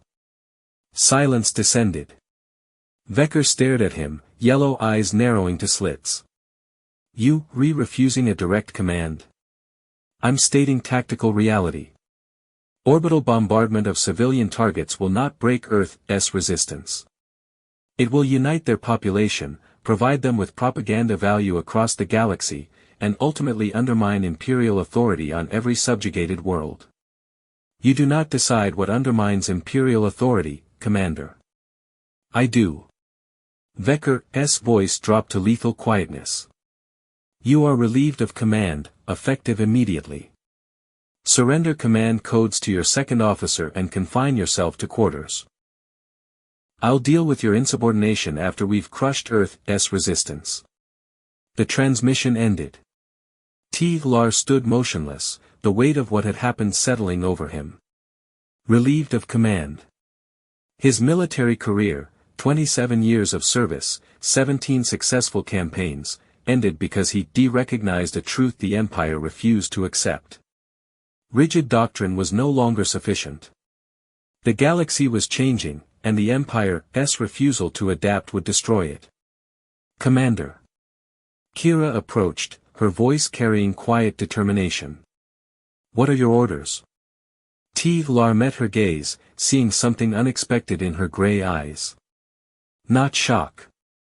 Not disapproval. Understanding. "I've been relieved of command, Lieutenant. Admiral Vecker will appoint a new fleet commander within the hour. Until such appointment is officially confirmed, you remain the commanding officer of this vessel." Kira's voice carried absolute certainty. "Sir, what are your orders?" T-Lar glanced around the bridge. Every officer watched him, waiting. Some showed uncertainty, trained loyalty to imperial hierarchy warring with recognition of tactical reality. Others, like Kira, showed determination born from witnessing Earth's resistance and recognizing its implications. The Empire demanded obedience. But obedience to doctrine that no longer served its purpose was suicide. "Maintain the ceasefire," T-Lar said quietly. 48 hours. "No offensive operations unless Earth violates terms or we receive confirmed orders from Admiral Vecker's appointed replacement." "Yes, Commander." T-Lar moved toward the viewport, staring out at Earth's slow rotation. Somewhere down there, General Hayes prepared his forces, uncertain whether the ceasefire would hold but willing to risk trusting an Imperial commander's word. And somewhere aboard the Eternal Dominion, Admiral Vecker planned his next move, likely a devastating strike designed to break Earth's resistance through overwhelming brutality. The Empire's old methods. Proven across 1,000 campaigns. Effective against every species that followed conventional military doctrine. But Earth did not follow conventional doctrine. They adapted, improvised, found vulnerabilities in systems the Empire considered flawless. And T-Lar, watching the blue planet rotate against the void, realized he'd made his choice. Not consciously, perhaps, not through any single decision point. But through accumulated recognition that the Empire's rigid approach was failing. Earth was winning not because they were stronger, but because they refused to fight the war the Empire expected. And if the Empire was to survive, it had to learn that lesson. Even if the cost was his career, his reputation, possibly his life. Behind him, the bridge crew maintained their stations, executing his orders despite his relief of command. Kira coordinated with other vessels, ensuring fleet cohesion during the ceasefire. Officers processed data, monitored Earth's electromagnetic interference, tracked the positions of civilian vessels still positioned as witnesses. T-Lar's fleet. Still following his commands, even though Admiral Vecker had stripped his authority. Because somewhere in the past 16 hours, they'd begun to recognize the same truth he had. The galaxy was changing. And the Empire could adapt or die. 14 hours remained until Hayes' original ultimatum expired. 48 hours of ceasefire lay ahead, fragile and uncertain.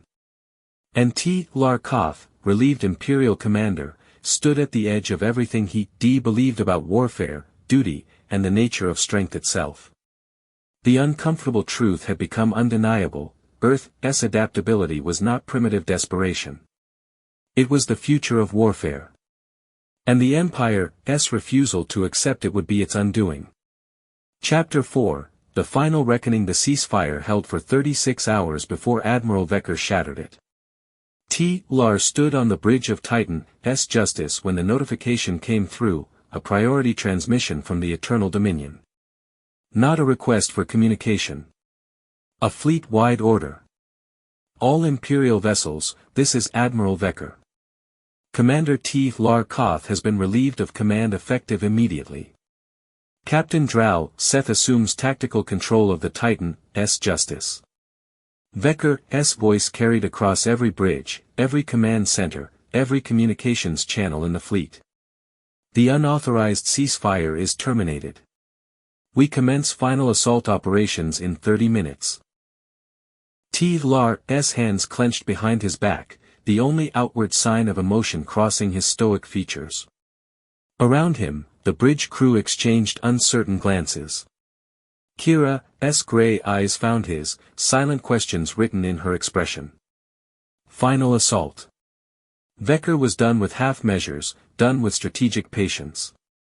He was bringing the full weight of Imperial firepower to bear on Earth's surface. Commander. Captain Dral Seth emerged from the turbolift, flanked by 2 security officers. The man was younger than T-Lar, his uniform crisp, his pale blue skin unblemished by scars. He earned his rank through political connections rather than battlefield victories. Admiral Vecker has ordered you confined to quarters pending formal charges of insubordination. T-Lar studied him for a long moment. You understand what he's ordering, Captain? Full orbital bombardment of Earth's population centers. Millions of casualties. I understand following the chain of command, sir. Dral Seth's voice carried rehearsed certainty. Something you failed to do. Tactical assessment is not your concern anymore. Dral Seth gestured toward the turbolift. Security will escort you to your quarters. Please do not make this more difficult than necessary. T-Lar glanced around the bridge one final time. Officers he commanded for years avoided his gaze. The weight of Imperial discipline pressed down on them, demanding obedience over conscience. Only Kira met his eyes directly, her jaw tight, her fingers hovering near her console. He nodded once. Captain Dral Seth. The fleet is yours. The turbolift doors sealed behind him, cutting off the bridge from view. Through the transparent walls, T-Lar watched the void slide past, stars wheeling slowly, Earth hanging blue and fragile against the darkness. In his quarters, T-Lar pulled up tactical displays on his personal terminal. He still had access to fleet communications, though he could not issue orders. Oversight, perhaps, or deliberate, Vecker allowing him to witness the consequences of his insubordination. The Imperial fleet was repositioning. 19 warships moving into bombardment formation around Earth, their weapons systems charging. On the planet's surface, electromagnetic interference continued, weaker now, as if Earth was conserving power for what came next. They knew. Somehow, Hayes and his forces recognized the ceasefire had ended. T-Lar pulled up the tactical assessment he decompiled during the brief peace. Earth's defensive capabilities, their response patterns, the elegant simplicity of their adaptive strategies. Everything pointed to the same conclusion: orbital bombardment would devastate the planet, but it would not break their resistance. It would unite them, transform them from a divided species into a singular force bent on survival. And it would teach every subjugated world in the Empire what the cost of defiance truly was. His door chimed. Enter. Kira stepped inside, her expression carefully neutral. The door sealed behind her, and she waited 3 seconds, long enough for any surveillance to register her presence as routine. I have 15 minutes before Captain Drow, Seth expects me back on the bridge, she said quietly. Admiral Vecker is preparing to lead the assault personally. He is transferring his command flag to the Avenger. Lar's amber eyes narrowed. He is bringing a second flagship into close orbit, along with 8 heavy cruisers and 12 destroyers. He is committing the full fleet to a single, overwhelming strike. Kira pulled up holographic projections between them. Target designation includes Earth's major population centers, military installations, and communication infrastructure. Complete strategic elimination. Genocide dressed up as military necessity. Yes, sir. Kira's voice was flat, analytical, but Lar heard the undercurrent of emotion beneath. Commander, I've been reviewing Earth's defensive patterns. If Admiral Vecker proceeds with this assault, Earth will respond with everything they have. Lar studied the projections. They've been conserving resources during the ceasefire. Stockpiling weapons, repositioning forces. They knew this was coming. They've prepared to die defending their world. No. Lar manipulated the holographic display, highlighting patterns in Earth's orbital positioning. They've prepared to make the Empire regret ever discovering them. Kira tilted her head, processing his analysis. You think they have something else? Another weapon we have not seen? I think they've had 2 days to study our fleet composition, our tactics, our vulnerabilities. And I think General Hayes is exactly the kind of commander who uses preparation time effectively. Sir, Kira hesitated, choosing her words carefully. I not follow these orders.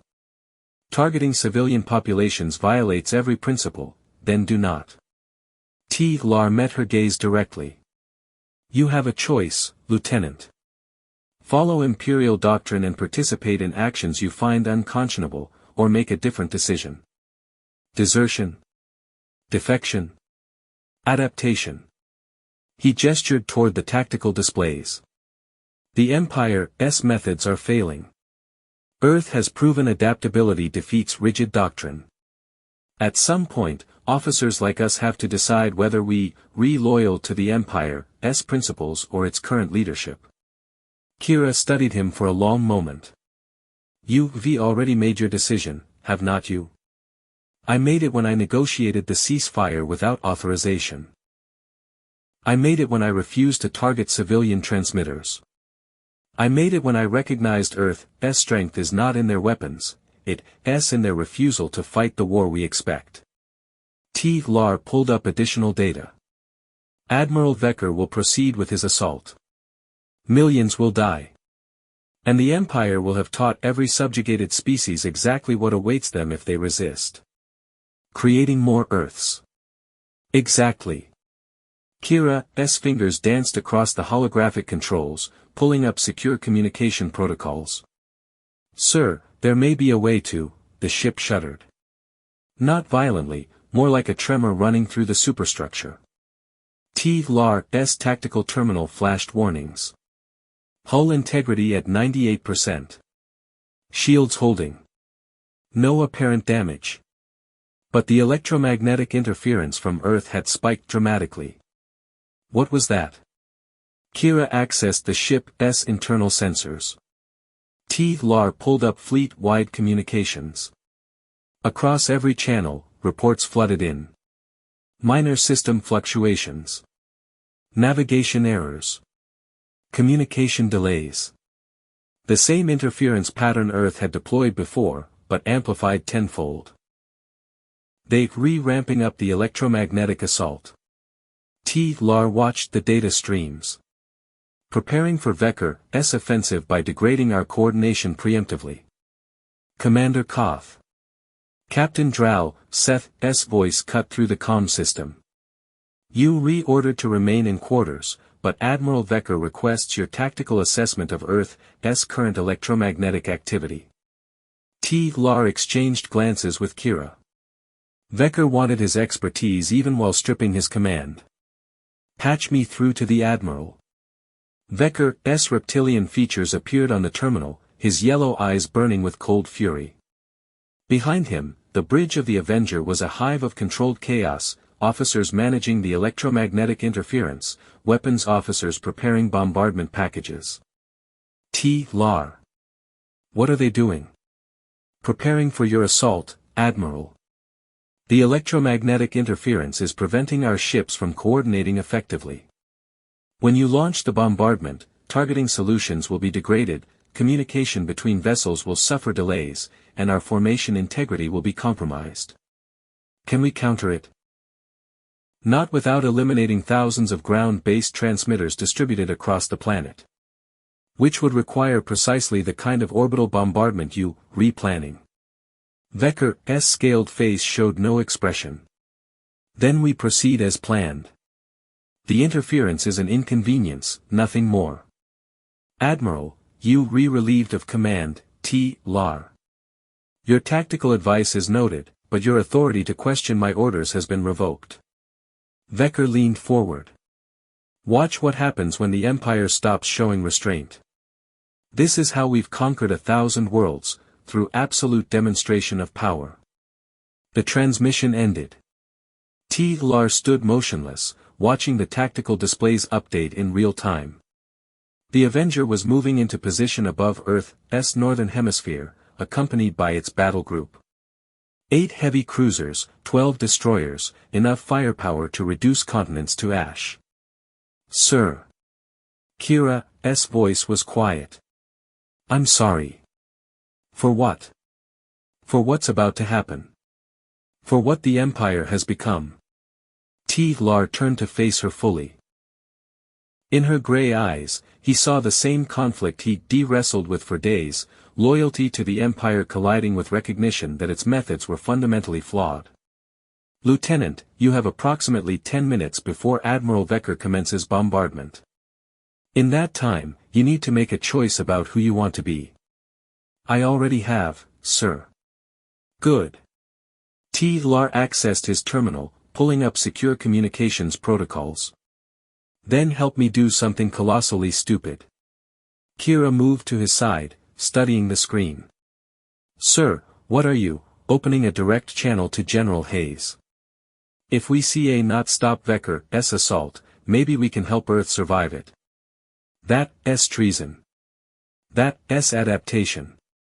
Lar's fingers moved across the controls, bypassing Imperial security protocols he helped design.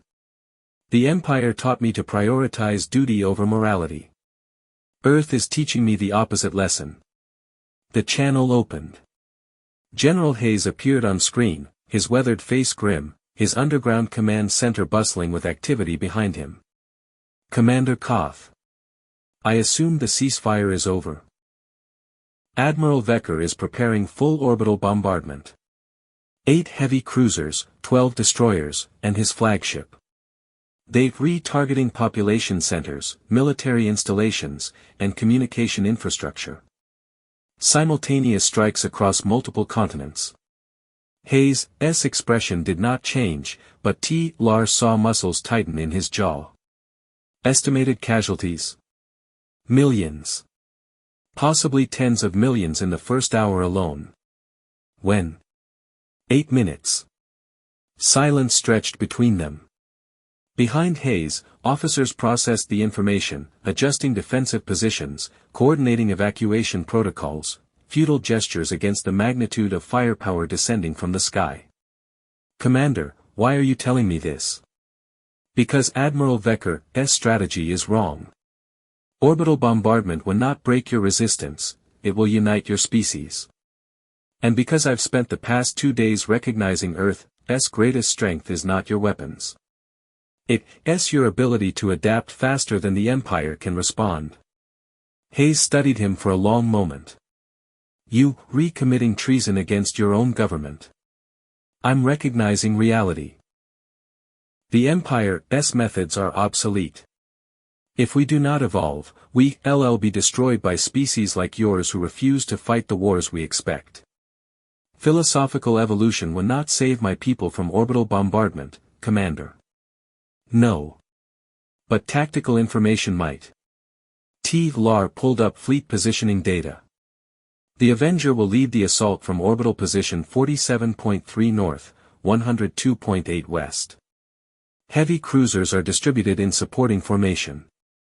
They relying on overwhelming simultaneous strikes to prevent your forces from mounting effective defense. Our defensive capabilities CA not counter that level of firepower. Your conventional defenses CA not. But you've proven repeatedly that unconventional approaches defeat imperial doctrine. T-LAR highlighted specific vulnerabilities in the formation. Admiral Vecker is concentrating his forces for maximum impact. Which means maximum exposure if you can exploit coordination weaknesses. Hayes leaned forward, his brown eyes sharp. The electromagnetic interference is already degrading fleet coordination. If you increase intensity at the moment of bombardment initiation, targeting solutions will deteriorate further. Our weapons systems rely on quantum synchronized firing controls, introduce enough interference, and the synchronization fails. Making the bombardment less effective. Making it survivable. ULL still sustain massive casualties, but not extinction-level devastation. Kira stepped into the camera's view. General, I'm Lieutenant Kira Thorne, Tactical Officer. Commander Koth is correct about the synchronization vulnerabilities. But there's another factor, the Avenger's command and control systems coordinate the entire battle group. If you could disable the flagship, the entire formation loses cohesion. Hayes nodded slowly. You giving us a target. We giving you a chance, T-LAR said. What you do with it determines whether Earth survives the next hour. And what happens to you, Commander? When Vecker discovers you betrayed the Empire? I stopped caring about that when I realized the Empire I've served for 27 years has become something I no longer recognize. Hayes studied them both, two Imperial officers committing treason to save an enemy species. The moment stretched, heavy with implications. Thank you, Commander. Lieutenant. We'll do what we can. The transmission ended. T-LAR turned to Kira. You understand there's no coming from this? Once Vecker realizes what we've done, I understand, sir. Her voice carried quiet certainty. But I'd rather face execution for doing what's right than live with the consequences of following unconscionable orders. The Empire would call that weakness. Earth would call it strength.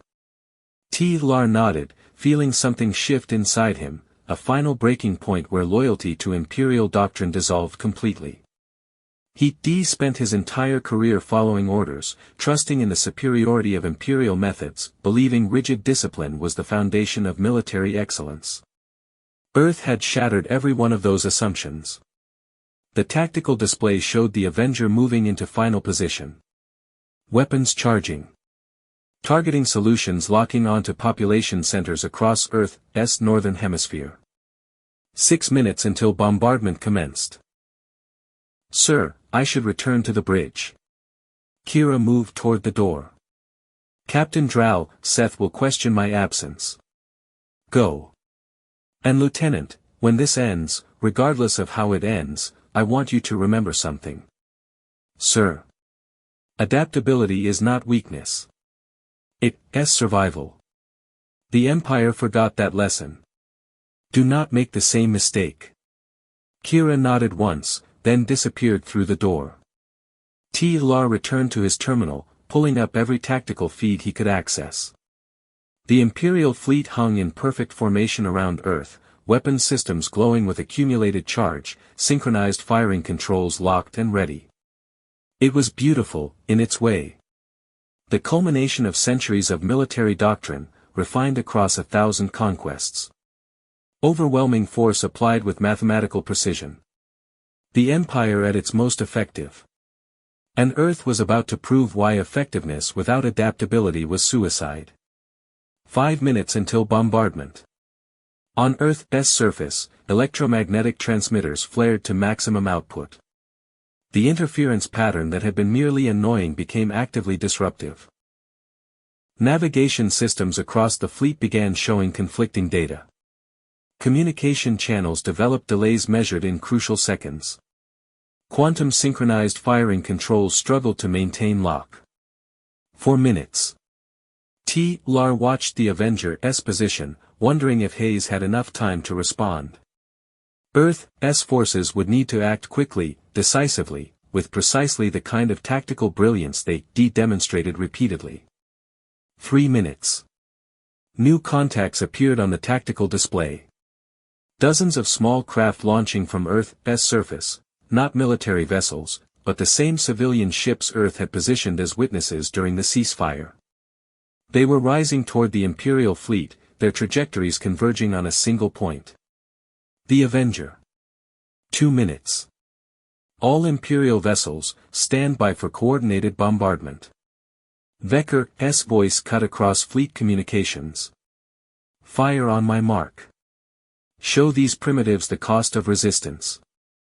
Lar watched the civilian vessels climb toward orbital space, each one carrying, what? More EMP weapons.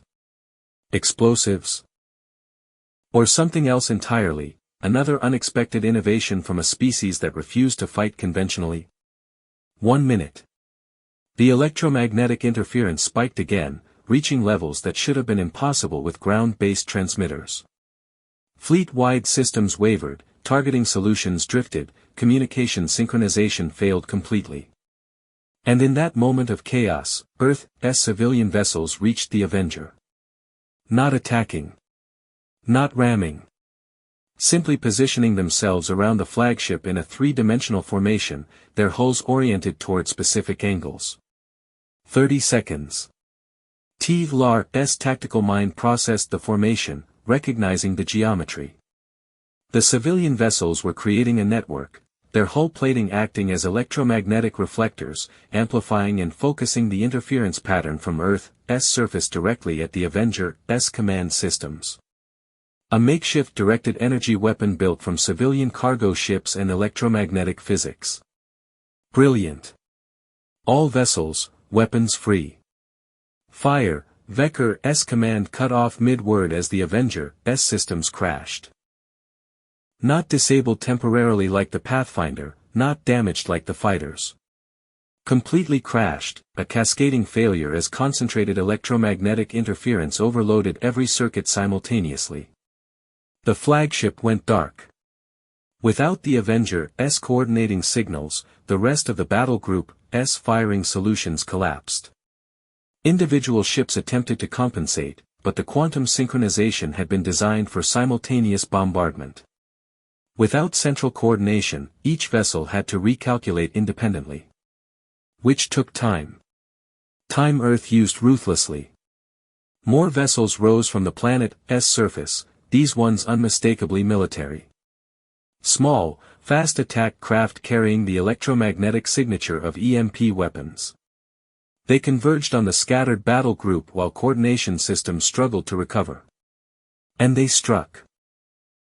Lar watched from his quarters as Earth systematically dismantled Admiral Vecker's assault. Ship after ship went dark as EMP weapons detonated at point-blank range. The heavy cruisers, powerful but ponderous, could not maneuver quickly enough to evade the nimble human craft. The destroyers fared better, but without central coordination, their defensive formations broke apart. Within 10 minutes, the entire battle group was disabled. Including the Avenger. Lar accessed the flagship's status feeds. Life support functional on backup power. Crew unharmed. But every combat system was offline, leaving Admiral Vecker's command vessel drifting powerless above the planet he intended to devastate. The irony was not lost on Lar. His door opened without warning. Security officers entered, weapons drawn, their expressions grim. Commander Lar Koth, you under arrest for treason against the Galactic Empire. You will accompany us immediately. Lar rose slowly, hands visible, movements non-threatening. Captain Drow, Seth discovered my communications with Earth. Admiral Vecker's intelligence officers detected the unauthorized data transmission during the assault.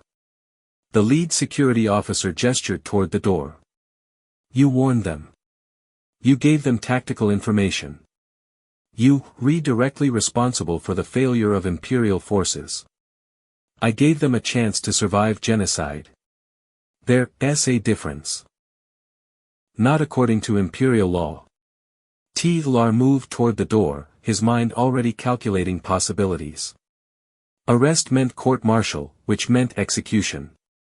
But it also meant time, days, possibly weeks before formal proceedings commenced. Time for circumstances to change, for the political situation to evolve. Time for Earth to prove their point conclusively. The security officers escorted him through the corridors of Titan's Justice. Crew members watched his passage, their expressions ranging from shock to sympathy to carefully masked satisfaction. Word had spread quickly, the commander who negotiated an unauthorized ceasefire, who defied Admiral Vecker, who ultimately betrayed the Empire to save an enemy species. Some would see him as a traitor. Others as a martyr to conscience. T'Lar cared about neither assessment. He cared about results. They confined him to the brig, a small cell with a single viewport showing Earth's slow rotation. Through the reinforced glass, T'Lar could see the disabled Imperial vessels drifting in orbit, their running lights dark, their crews awaiting rescue. An entire battle group neutralized by a species the Empire had dismissed as primitive. Hours passed. T'Lar sat in silence, watching Earth rotate, his mind processing tactical implications. Admiral Vecker would demand maximum punishment for his treason. Captain Drow, Seth would support it, eager to prove his loyalty. The court-martial would be swift, the verdict predetermined. But the war had changed fundamentally. Earth had proven they could defeat Imperial forces not through superior firepower, but through adaptive strategy and unconventional thinking. Every ship Vecker sent would face similar tactics. Every assault would be countered by methods the Empire could not predict. The Empire could still destroy Earth, pour enough resources into the conflict, sacrifice enough vessels, bombard the planet until nothing remained but radioactive ash. But at what cost? And what message would that send to the 1,000 worlds already under Imperial control? The cell door opened. Kira entered, her gray eyes troubled, a data pad clutched in her hands. Lieutenant. T'Lar stood. I'm surprised they let you visit. Captain Drow, Seth does not consider me a security risk. He believes I was following your orders without understanding the implications. Her voice carried bitter irony. The loyal subordinate corrupted by a treasonous commander. Perhaps you should encourage that belief. I see a not. She moved to the viewport, staring out at the disabled fleet. I helped you, sir. I provided tactical analysis to Earth. I'm as guilty of treason as you are. The difference being no one suspects you yet. Use that, Kira. Someone needs to survive this debacle who understands what Earth has taught us. She turned to face him. Sir, Admiral Vecker is dead. T'Lar went still. Explain. The Avenger's systems crashed completely during the electromagnetic assault. Life support failed before backup power engaged. Admiral Vecker was in the command center when atmosphere vented. Kira's voice was flat, professional, but T'Lar heard the shock beneath. He died along with 17 bridge officers. The rest of the crew survived. T'Lar moved to the viewport, processing the information. Vecker dead. The architect of the Empire's rigid doctrine, the embodiment of overwhelming force as military philosophy, killed by the very tactics he refused to acknowledge. Who's assuming fleet command? Captain Drow, Seth is senior surviving officer. He's requesting emergency authority from Imperial Command to continue operations against Earth. And Imperial Command is saying? Kira pulled up the data pad, showing him classified communications. They reordering immediate withdrawal to defensive positions pending strategic reassessment. The Emperor himself has intervened, Commander. He wants to understand how a primitive species neutralized an entire Imperial battle group without significant casualties. Lar studied the orders, seeing implications ripple outward. The Emperor asking questions meant the rigid doctrine was being reconsidered. Not abandoned, the Empire did not change that quickly, but questioned for the first time in centuries. What about me? Captain Drow, Seth wants you executed immediately for treason. Imperial Command has ordered you held pending full investigation. Kira met his gaze. Sir, there are officers throughout the fleet who support what you did. Not openly, they not risk their careers, but privately, they saying you recognized a truth the Empire refused to see. That adaptability defeats rigid doctrine. That the galaxy is changing, and the Empire must change with it or be destroyed. Lar returned to the viewport, watching Earth's slow rotation. Blue and white, fragile and beautiful, home to a species that had somehow, impossibly, forced the mightiest military force in the galaxy to reconsider its foundational assumptions. Lieutenant, there is something you need to understand about what happens next. Sir. The Empire will adapt. Not quickly, not enthusiastically, but eventually. They study Earth's tactics, incorporate flexible thinking into doctrine, train officers to recognize when conventional methods fail. He gestured toward the disabled fleet. But that adaptation will come too slowly to save Earth. Eventually, Imperial Command will send another fleet, one that learn from our mistakes. And next time, they will not underestimate human ingenuity. Then Earth still faces annihilation. Unless they reintegrated into the Empire before that happens. Lar turned to face her directly. Not as a conquered territory, but as an autonomous entity. Protected by Imperial law, contributing to Imperial defense, but maintaining their independence. Kira's eyes widened. You proposing a treaty? With a species we came here to conquer? I'm proposing survival. For Earth, and ultimately for the Empire. Because the alternative is continued conflict against an opponent who has proven they can defeat us tactically, which means escalating violence until one side achieves extinction-level devastation. He moved closer, his voice dropping. The Empire can destroy Earth. But it will cost thousands of ships, millions of lives, and teach every subjugated species exactly how much the Empire fears adaptability. Creating more rebellions. Exactly. Or we recognize Earth's strength, integrate them as partners rather than subjects, and learn from their example. Lar gestured toward the viewport. Proven adaptability defeats rigid doctrine. If the Empire wants to survive the next 1,000 years, we need to incorporate that lesson before it destroys us. Kira studied him for a long moment. Sir, if I proposed such a treaty to Captain Drow, Seth, he'd reject it immediately. But if you proposed it to General Hayes, with evidence that significant elements within the Imperial Officer Corps support integration rather than continued conflict, Earth might see it as their best chance for survival. And the Empire might see it as strategic evolution rather than defeat. Kira's fingers moved across her data pad, pulling up diplomatic protocols. Sir, this would require me to openly defect. To approach Earth as a representative of dissident Imperial officers. Once I take that step, I can never return. I know. And you, asking me to do it anyway? Lar met her gray eyes directly. I'm asking you to be the bridge between rigid doctrine and adaptive strategy. Someone has to translate Earth's strength into terms the Empire can understand. Someone has to show both sides there's a path forward that does not end in mutual destruction. Why me? Because you brilliant, pragmatic, and you recognize the truth faster than any other officer in this fleet. Because you young enough to survive the political fallout and build a career helping the Empire evolve. And because someone needs to prove adaptability is not treason, its survival.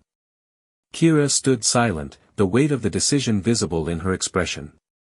Everything in her training said to refuse, to maintain loyalty to imperial hierarchy, to trust that superior officers would make correct strategic choices. But she watched those superior officers fail repeatedly against Earth's unconventional tactics. "I'll do it," she said quietly. "I'll approach General Hayes with a treaty proposal. Integration rather than conquest. Autonomy within the imperial framework. They may not accept.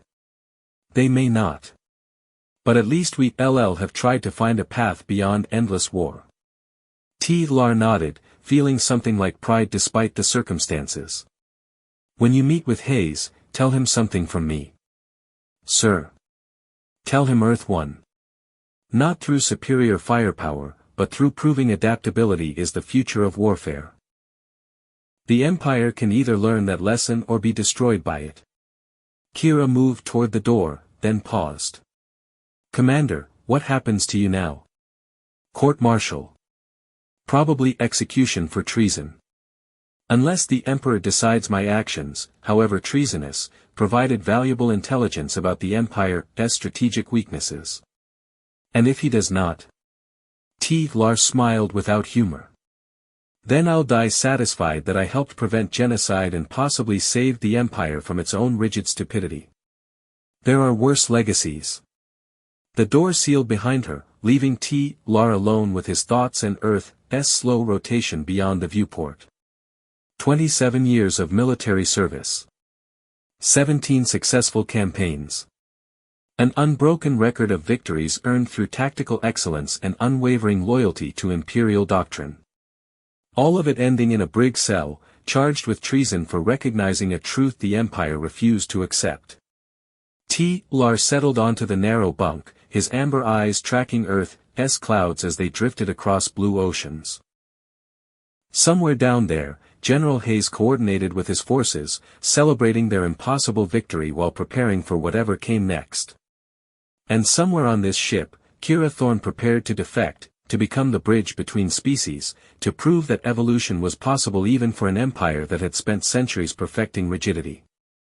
The uncomfortable truth had become undeniable: Earth's adaptability was not primitive desperation. It was the future. And whether the Empire accepted that future willingly or had it forced upon them through continued defeats would determine the course of galactic history for the next 1,000 years. Lar closed his eyes, exhaustion finally catching up to him. Tomorrow would bring court-martial proceedings, political maneuvering, and possibly execution. But tonight, he could rest satisfied that he made the right choice, even if it cost him everything. The galaxy was changing. And Lar Koth, relieved Imperial commander and convicted traitor, had helped ensure that change would lead to evolution rather than extinction.